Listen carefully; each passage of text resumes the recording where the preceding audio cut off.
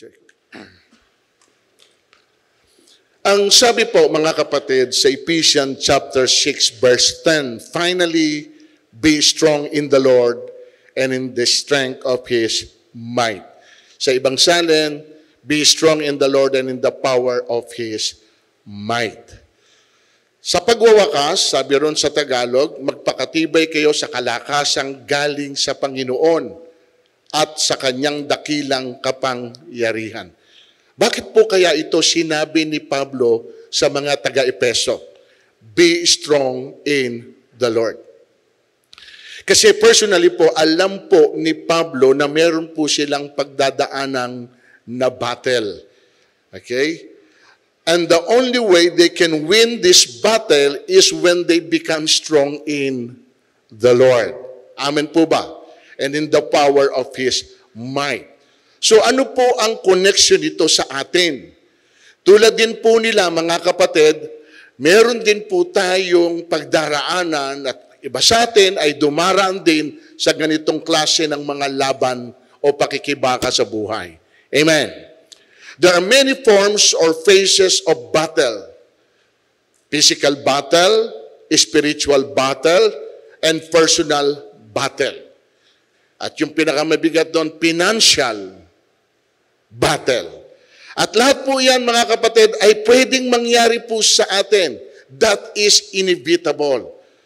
Madaling labanan ang anumang pong battle kung identify mo kung sino at kung ano ang kalaban mo. Amen. Sapagkat in Ephesians chapter 6 verse 12, dun po sa 10 kanina, sabi po ron po, we wrestle not against flesh and blood, but against principalities. Amen po. So malinaw po iyon, kaya sinabi ito ni Pablo. Sa 6:10, then sa 12, binanggit po ito. But sa Psalm 55:12, si David naman na nagsabi. Sabi ni David, ang kaaway niya rito ay kaibigan niya. Kasama niya sa templo at kausap po niyang palagi. O sino ito? Kasama mo sa templo, kausap mo lagi. It could be isa sa kapatiran. Amen. Kapatid mo, kapatiran mo, kasama mo. So mga kapatid, ito yung isa sa mahirap na battle. Na yung mismong kasama mo na supposedly ay pwedeng kaibigan mo, na pagsasabihan mo, na nasa sa loob mo, pero minsan siya pa ang nagiging kaaway mo. Amen po. Pero madali po natin daw yun ma-overcome. Kasi kung hindi po tayo titingin sa kanila o sa ginagawa po nila, at sa Diyos lang po tayo nakatingin. So we can be victorious in that area. Pero, ang mahirap mga kapatid na i-overcome ay yung enemy within. Yung sarili mo mismo, ikaw. Kaya ang message po natin ngayon ay pinamagatan ko pong winning the battle within. So ito po ngayon kung paano natin itong mapagtatagumpayan. At ano po yung battle na ito from within na pwedeng pumipigil po sa atin para po tayo ay makapagpatuloy sa paglilingkod sa atin pong Diyos. Marami po ito kung iisa-isahin po natin. Amen. Pero ngayon po, ang ibabahagi ko lang po sa inyo ay yung pong mga common, yung madalas na nagiging dahilan para po ang isang lingkod o ang isang mananampalataya ay huminto, sumuko at mag-give up sa mga ginagawa po nila sa Diyos. So, ano po iyon mga kapatid? Ito po iyon. Discouragement and frustration. Discouragement at marami pong pwedeng magsanhi sa atin ng discouragement. Tanong, saan ba tayo nadi-discourage at napo-frustrate? Kapag hindi nangyari yung mga inaasahan natin. Kapag napagod ka na sa tagal ng paghihintay mo at hindi ito dumarating. Yung sobra na yung hirap mo at pagtitiis mo, pero wala pa rin nangyayari. Yan po ang ilan lamang sa dahilan kaya sila po humihinto at sumusuko. Tanong, sapat na bang dahilan niya para sumuko ka at umayaw at huminto? Dahil lang na-discourage ka at na-frustrate ka. Is it enough reason for you to stop and not to go on? Sa tingin po kaya ninyo, si Lord, Hindi na discourage? Hindi na frustrate? Sa mga nakita niya? Sa mga ginawa sa kanya? Sa mga narinig niya na sinabi sa kanya sa harap at likod niya? Pero ginamit niya po ba yung dahilan para talikuran tayo at sukuan? Hindi po, amen? Kasi kung sumuko po siya, lahat po tayo ngayon ay walang kaligtasan. Tama po ba, mga kapatid? Kung sumuko po ang Panginoon dahil sa kanyang mga naranasan, wala po tayo ngayon dito. And many times, we miss out on God's best because we give up too soon. We don't realize how close we are to victory. Yun po ang nakapanghihinayang. Ito po nakita nyo na siguro somehow yung picture na ito pero ginamit ko ulit. Tingnan nyo po yung picture sa ibaba. Yung picture sa ibaba, tingnan nyo. Konting-konti na lang, amen? Nakatawid na siya. Pero hindi nangyari. Why? Dahil huminto, nainip, napagod, sumuko. Kaya marami po sa atin ang hindi nagtatagumpay sa kanilang layunin dahil nang mahirapan at mapagod, nang mainip, at hindi nakapaghintay, konti na lang yung pagtitiis, umayaw na, huminto na. Ang hindi niya alam, konting-konti na lang pala at malalagpasan niya yung lahat ng hirap na pinagdadaanan niya, sayang, hindi nangyari, nakapang hihinayang.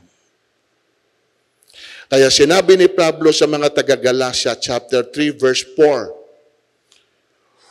wala na bang halaga sa inyo yung mga naranasan ninyo? Wala na bang halaga sa inyo yung mga naranasan ninyo? Gusto po niyang sabihin dito mga kapatid, bali wala na ba sa inyo ang lahat ng pinagdaanan nyo?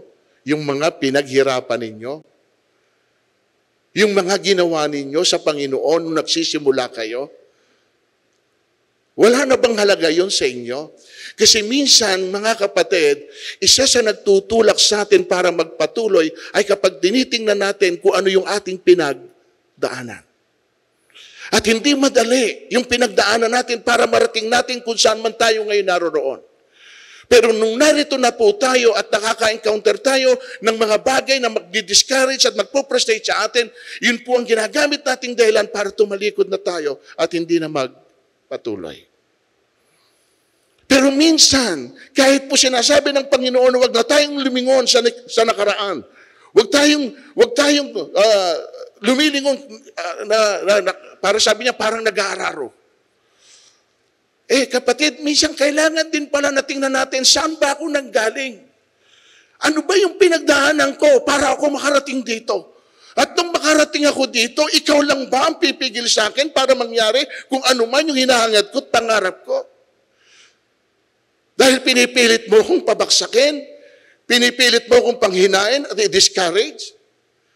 So dapat po nakikita po natin yon. Amen mga kapatid. Nandyan ba kayo? O eto. Ako naman po magsasalita sa inyo. At alam ko naman po hindi nyo gagawin ito.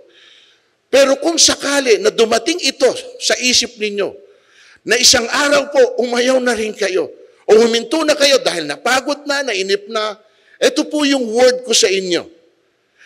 Again, the same word. Ganun lang ba kahalaga sa inyo ang lahat ng ginawa mo at tiniis mo para sa Diyos? And all of a sudden, dahil na-discourage ka at na-frustrate ka, aayaw ka na, tatalikuran mo na siya? Sa akin, kung sa ganito lang, aayaw ka na, kapatid. Isa lang ang sasabihin ko sa iyo.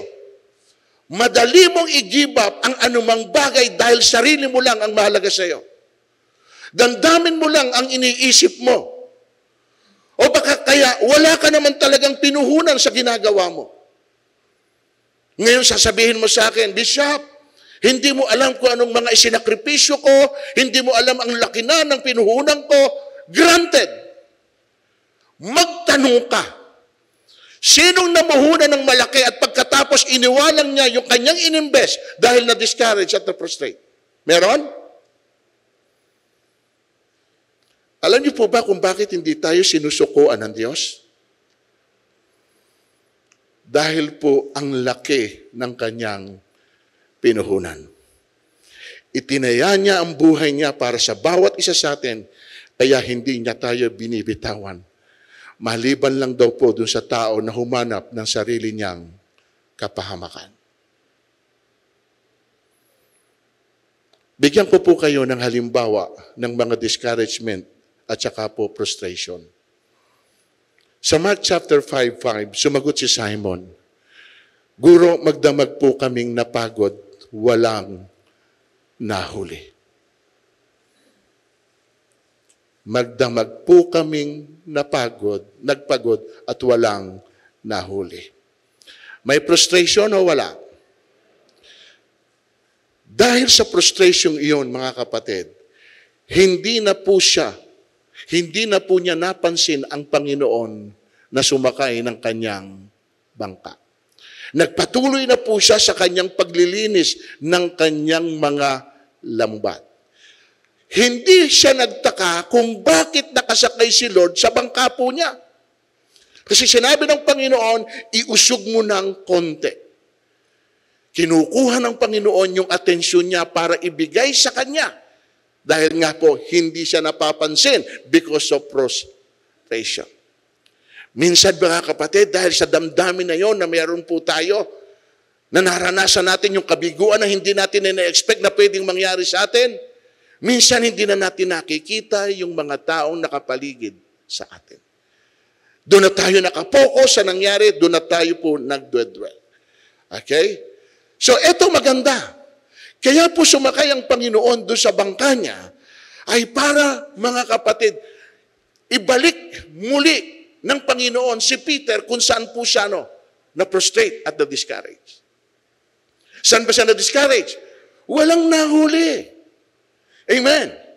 At kung ikaw naman si Pedro at sasabihin sa iyo ng Panginoon, bumalik tayo at mangingisda tayo, pwede kang mga tuwiran sa Panginoon. Sapagkat mas professional kang mangingisda kumpara sa atin pong Panginoon.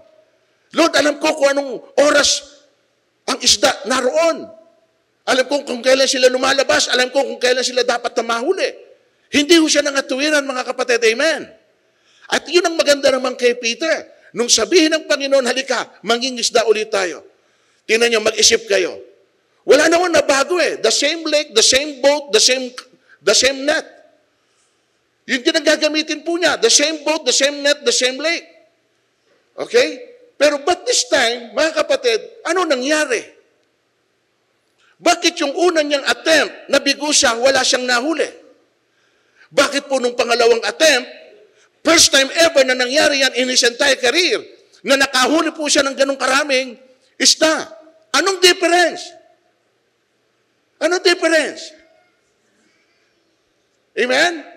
Ang difference, nung una siyang nangisda, hindi niya kasama ang Panginoon. But this time, nung makita ng Panginoon na nandun yung frustration niya, nandun yung discouragement niya, hindi siya hinayaan ng Panginoon sa ganong sitwasyon. Sabi niya, ibabalik kita kung saan ka nabigo. Sapagkat gusto ko, kung saan ka nabigo, iyon ang mapagtagumpayan mo. Amen po. Nagtagumpay po ba si Peter? Yes, mga kapatid. Nakahuli siya ng napakaraming isda. Ano po ang mensahe nito sa atin? Kapatid, hindi ho inaalis dito na minsan makakaranas tayo ng frustration and discouragement. Pero pag nakita ng Panginoon, yun din atin pong mga reaction and attitude. Kasi doon din po nakatingin ang Panginoon. Hindi niya tayo hahayaan na umalis na wala rin pong mahuhuli. Hindi hahayaan ng Panginoon na hindi ho natin mararanasan yung bagay na pwede pong iparanas sa atin ng Panginoon na tulad po nung nangyari kay Peter. Amen ba, mga kapatid? So yung lahat ng pagkakataong yun, wala po siyang, I don't know kung yun po ba ay sinadya. Kasi first time ever, sa lahat ng pangingisda niya, ngayon lang po ito nangyari, na kahit man lang ilang isda, wala siyang nahuli at wala siyang naiuwi. Hindi kaya ang Panginoon ang nasa likod nito para subukin siya? Na kung sakali nga na gano'n ang mangyayari, kumusta ang attitude mo? Kasi mga kapatid, diyan lumalabas yung tunay nating pagkatao Tama ba? Diyan lumalabas yung ating pong mga karakter. Doon sa mga bagay na hindi natin ina-expect na pwedeng mangyari. Sapagkat umaasa ka na mangyayari. Bakit? You know yourself. Alam ko, ginagawa ko. Pero hindi ako umaasa na doon sa gagawin ko na alam ko, mararanasan ko pala na mabigo din ako. Yun minsan. Di ba? Kasi hindi sa lahat ng bagay na gagawin mo ay pwedeng lagi kang nagtatagumpay and confident ka sa sarili mo na akala mo dahil nga iyon ang expertise mo, magagawa mo na ang lahat ng gusto mo. O paano nga yung ganong sitwasyon na hindi inalaw ng Panginoon, na hindi siya makahuli? So tiningnan din ng Panginoon kung paano po siya nag-react doon sa ganong sitwasyon. Amen po ba mga kapatid? Ano sabi po sa Roma 8:18? Sa ganang akin, ang mga pagtitiis sa kasalukuyan ay hindi maihambing saan? Sa ihahayag na kaluwalhatian sa atin. Ito lang daw po isipin ninyo. Yes, given, may tinitiis tayo. Pero alam naman po natin na iyon ay bahagi ng pagkakatawag sa atin ng Panginoon. Amen po ba? So huwag tayong magtaka o mabigla. Kasama po yan sa proseso. At yan din po ang kailangan nating mapagtagumpayan. Ang tingnan po natin ay yung kaluwalhati ang mapapasa atin. Yung reward niya na mapapasa ating ibibigay niya. At hindi yung paghihirap na nararanasan po natin. So tulad po ni Peter, kahit walang nahuli, may frustration pero hindi agad umuwi at sumuko. Amen. Finally again, ano nangyari? Superabundance. Okay, ano yung lesson? Hindi tayo hahayaan ng Diyos na lagi na lang mabibigo, lagi na lang madi-discourage, laging mapoprostrate, na wala tayong blessing na tatanggapin mula sa Kanya. Siya mismo ang gagawa ng paraan at hindi niya tayo pababayaan. So listen, nakita ng Diyos ang kalagayan mo, amen? Nakikita ng Diyos ang pangangailangan mo, amen? Ulitin ko ito. Pero tinitingnan din ng Diyos yung karakter mo, yung attitude mo. Kung anong nagiging reaction mo kung meron kang ganon, discouragement at frustration, magiging better ka ba o magiging bitter? Gaganahan ka pa ba maglingkod o manghihina na? Yan ang laban na kailangan po nating mapagtagumpayan. Marami po sa Bible kung atin po itong iisa-isahin na nakaranas po ng discouragement. And one of them is Martha. Tingnan niyo sabi ni Martha, Panginoon, kung kayo po'y narito, hindi sana namatay ang aking kapatid. Kung kayo'y narito, hindi sana namatay. May frustration? Wala.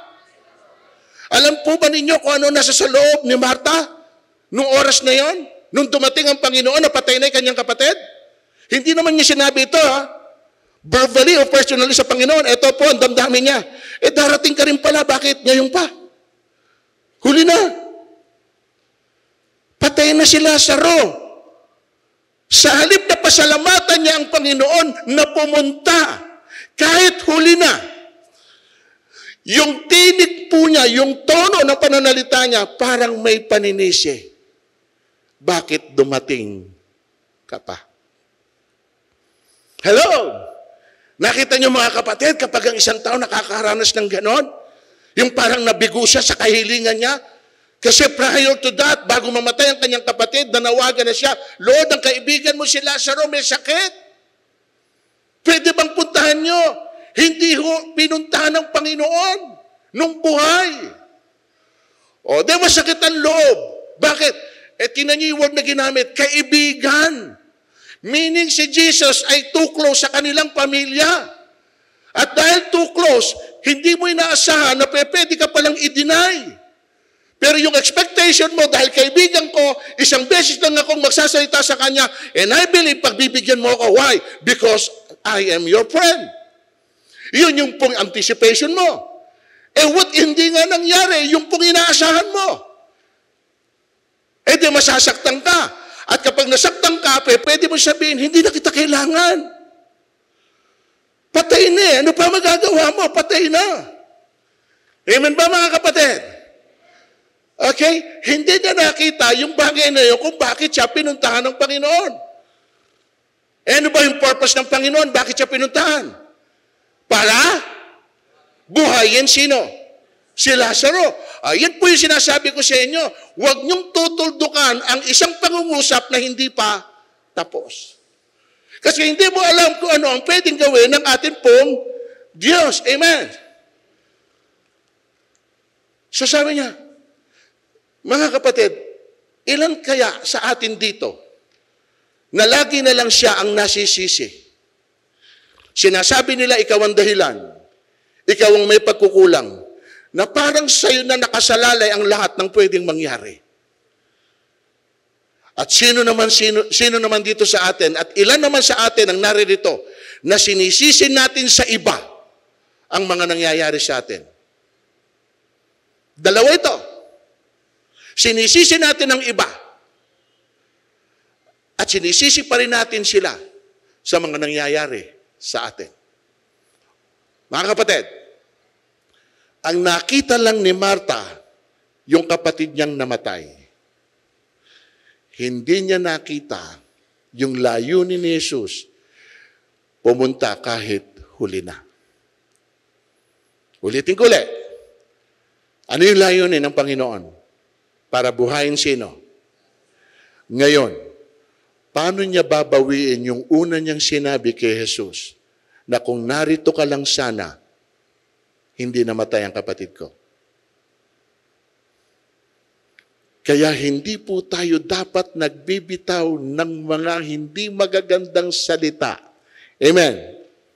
Out of discouragement and frustration. Hindi po tayo agad nawawala ng pag-asa dahil hindi po natin alam kung ano ang kasunod na gagawin ng Diyos. Kasi ang nakikita lang po natin ay yung ngayon. At hindi natin nakikita yung pong mangyayari bukas. Don't look onto the bigness of your need. Look onto the bigness of your God. Huwag mong tingnan yung hindi natin kaya sa sarili natin. Tingnan mo yung kakayahan ng Diyos at kung ano yung kaya niyang gawin para sa atin. Doon tayo nakapokus sa sitwasyon po natin. Kaya hindi tayo makaalis kasi nandun nga tayo nakatuon. Pero hindi natin tinitingnan na meron palang Panginoon na pwedeng tumulong sa atin para alisin tayo doon sa ganong sitwasyon. Amen ba mga kapatid? Lahat naman tayo somehow, one way or the other, nakakaranas nito. Amen? Sino rito ang hindi nakaranas na ma-discourage sa buhay? Sino rito ang masasabi natin hindi siya na-frustrate somehow? Lahat tayo ay dumaraan sa ganito. Amen. Pero meron pong attitude na tama. At ito po, yung isa-share ko sa inyo. Dapat ganito po tayo if ever na nakaka-encounter po tayo ng ganon. Sino po ito? Yung pong Kananea. Tingnan natin. Lumapit sa kanyang isang Kananeyang naninirahan doon at malakas na sinabi, Panginoon, anak ni David, mahabag po kayo sa akin. Ang anak kong babae ay inaalihan ng demonyo at masyadong pinahihirapan. Ngunit gaputok-may hindi tumugon si Jesus. At lumapit ang kanyang mga alagad at sinabi sa kanya, pagbigyan nga po ninyo ng umalis. Siya'y nag-iingay at sunod ng sunod sa atin. Ngunit lumapit sa kanyang babae, lumuhod sa harapan at ang sabi, tulungan po ninyo ako, Panginoon. Sumagot si Jesus, hindi dapat kunin ang pagkain ng mga anak upang ihagis sa mga tuta. Tunay nga po, Panginoon, tugon ng babae. Ngunit ang mga tuta man ay nagsisikain ng mumong nalalaglag sa hapag ng kanilang Panginoon. Kaya sinabi sa kanya ni Jesus, napakalaki ng inyong pananalig, mangyari ang hinihiling mo, at noon day gumaling ang kanyang anak. Church, listen. Ano po yung mga nangyari na pwedeng ikatisod nung pong babae. Yung nakiusap siya at humingi ng tulong.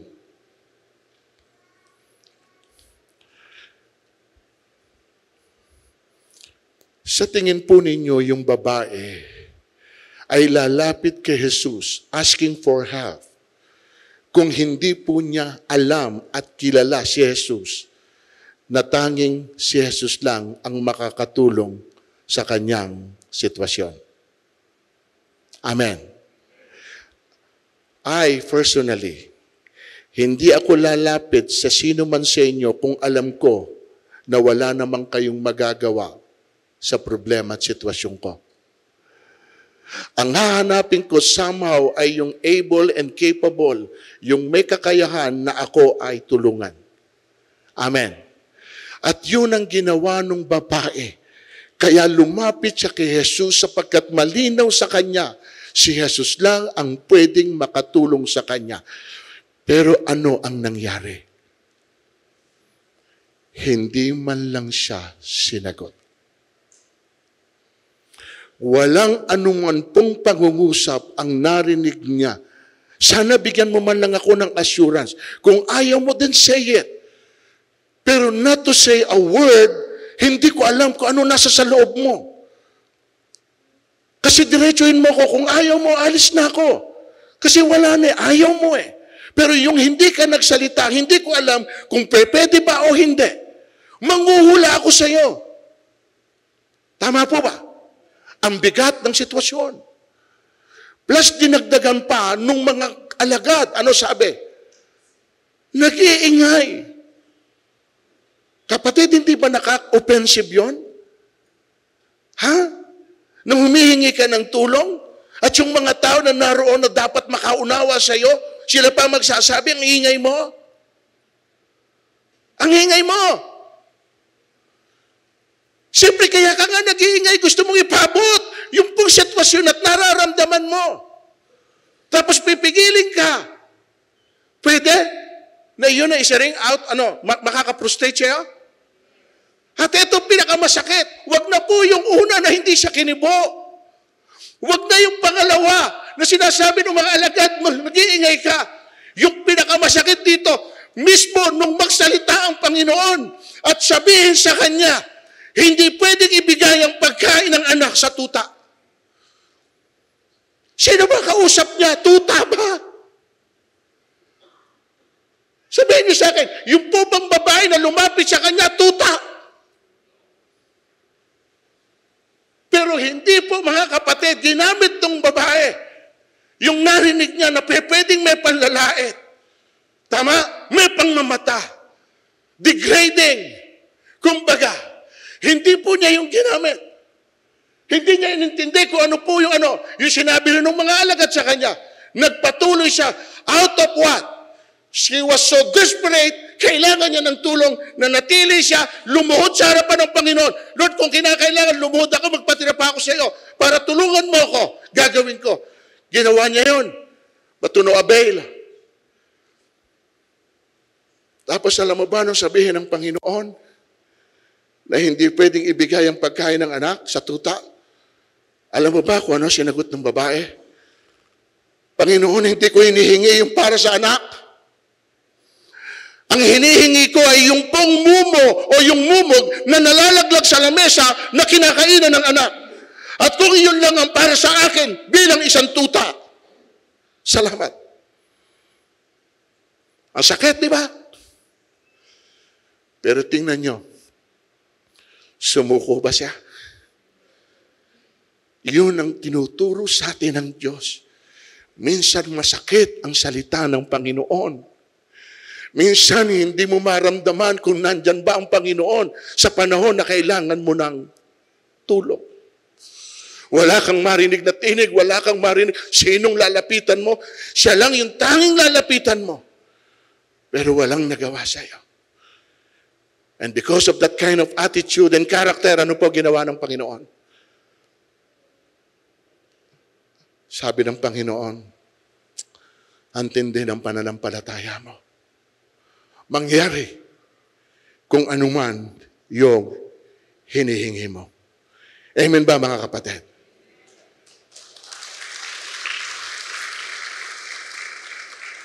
Pero kung tayo siguro yung babae, kayo, kung yun yung babae, na minaliit na kayo, naparatangan pa kayong ganyan, ginawa pa kayong aso, baka sumagot ka nga kay Lord eh. Tama? Baka sagutin mo pa nga Lord eh. Lord, matatanggap ko kung ayaw mo akong tulungan. Pero para gawin mo akong tuta, tao ko. Tama? Pwede ka sumagot eh. Salamat doon sa babae, hindi lumaban. Hindi nangatuwiran, hindi sumagot. Hindi ginastify. Tama? O anong gusto ko makita niyo? O ito pa isa. Ito pa isa. Para mas makita po ninyo, ibang klase talaga ang Panginoon eh. O ito. Si Haring Ezekias. Nang panahong yon, si Haring Ezekias ay nagkasakit ng malubha. Dinalaw siya ng propeta Isaias at sinabi sa kanya, eto po, pakinggan nyo. Ipinasasabi ni Yahweh na ihanda mo na ang iyong sambayanan pagkat malapit ka ng mamatay, hindi ka nagagaling sa sakit mong yan. Sakit. Yung pong naranasan ng babae na hindi siya kinibo ng Panginoon at sabihan siyang tuta, parang acceptable pa yun eh.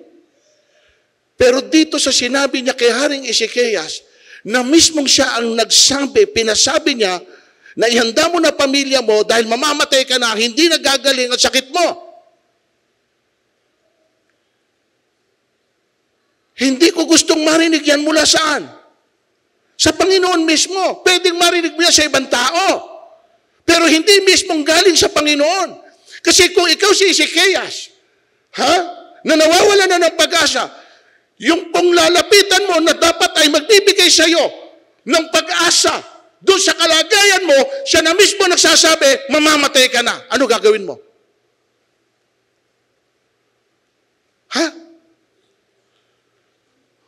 O tatanggapin na lang natin, sinabi mo, Lord,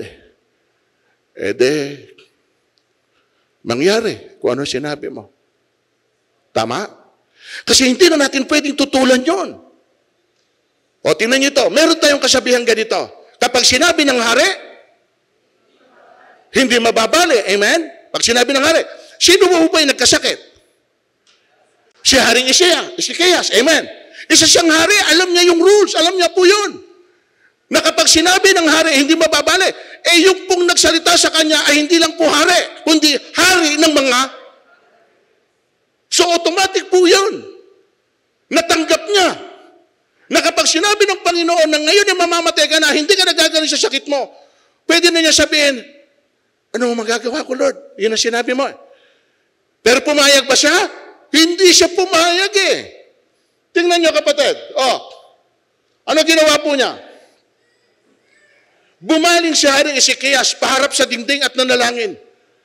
Kahabagan mo ako, Yahweh. Yan mga kayo namuhay ng tapat sa iyo. Yan ang napakaganda mga kapatid.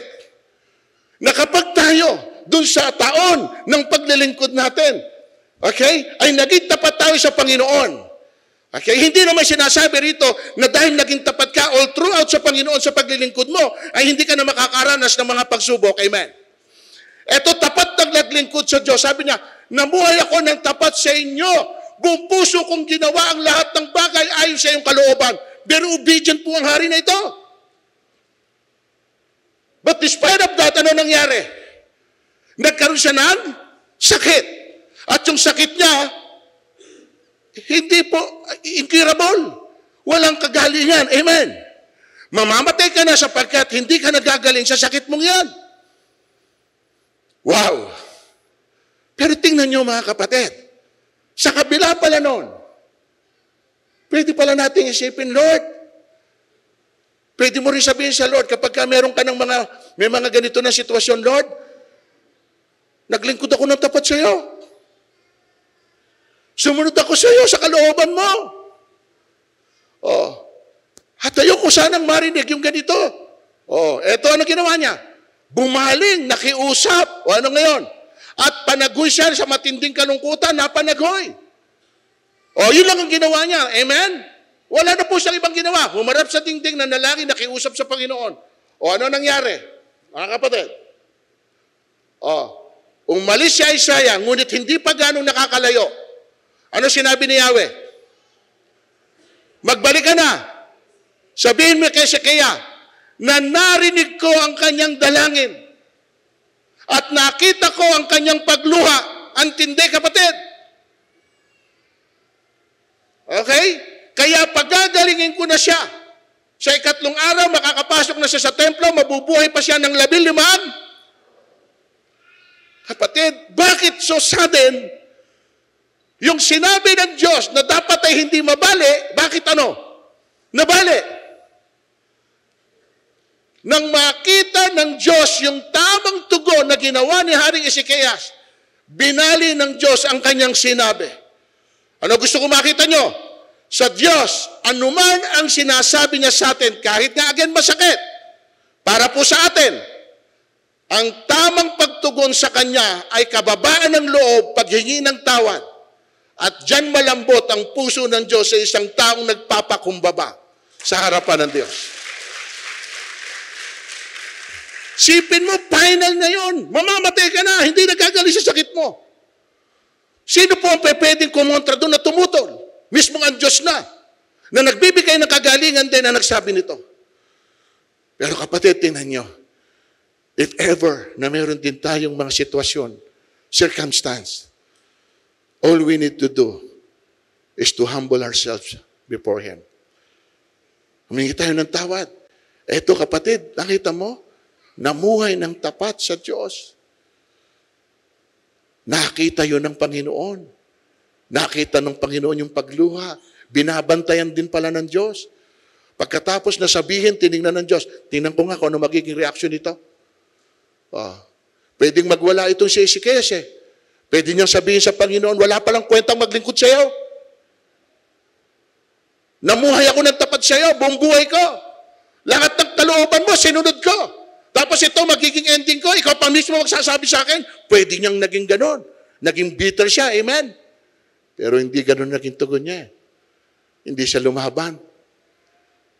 Sa halip, nagpakumbaba, nanalangin, humingi ng tawad, Lord.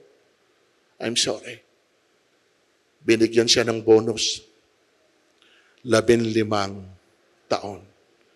Amen, mga kapatid? And here is my conclusion. Huwag po tayong magdudwell sa mga discouragement natin o sa mga frustration natin. Tingnan po natin yung mga blessing na patuloy pa rin nating natatanggap. Kahit minsan alam natin sa sarili natin na hindi tayo karapat-dapat.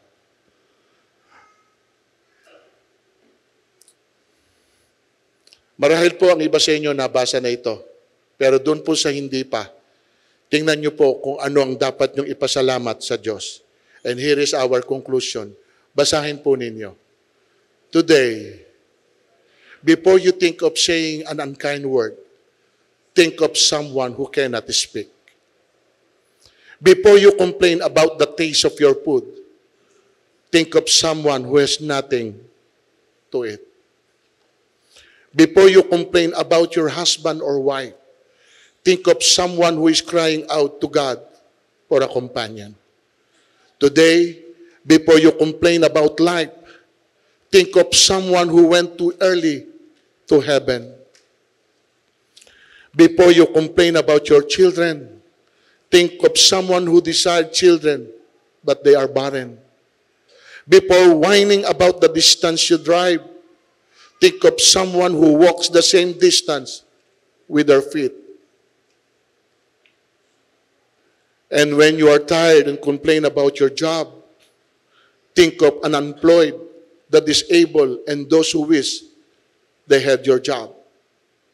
But before you think of pointing the finger or condemning others, remember that not one of us are without sin, and we all answer to one Maker. And when depressing thoughts seems to get you down, put a smile on your face and thank God. you are alive and still around. Pagdating sa Diyos at sa paglilingkod sa Diyos, huwag kayong mapagod at agad susuko. 1 Corinthians 15:58, always abounding in the word of the Lord, knowing that your labor is not in vain. Life is a gift. Live it, enjoy it, celebrate it, and fulfill it. Amen? Huwag tayong sumuko. Huwag tayong give up.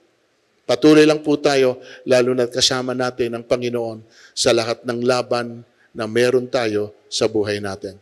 Tayo pong lahat.